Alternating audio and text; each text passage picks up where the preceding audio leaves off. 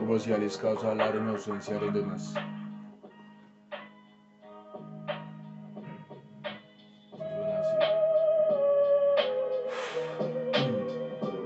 Hoy escupo realidad ante personas que siempre son tan falsas. Su lealtad poco les alcanza, su envidia los corroe incrustándose en la piel. Recuerde, el cora es de carne pero frágil como el papel. Jamás envidiarás a ningún hermano escrito en el libro sagrado, pero tu corazón se haya ya manchado por la malicia de tu boca, te hayas condenado. Jamás nos alegramos del éxito ajeno, cuando en el fondo soñamos con el mismo reflejo. Cargamos con el peso de la envidia. Cuanto más crees que resistirá tu tibia, lucha por lo tuyo, deja a un lado el orgullo. No acapares todo a la vez, ten presente por la boca siempre muere el pez. Toda recompensa es dedicación al oficio. No seas blasfemo si no sabes que es sacrificio, que como le hizo, que si es robado, que si es prestado, siga su camino y no mire para los lados. Todo poco le importe, recuerde, a nadie le agrada una mosca en la sopa. Todo marrano,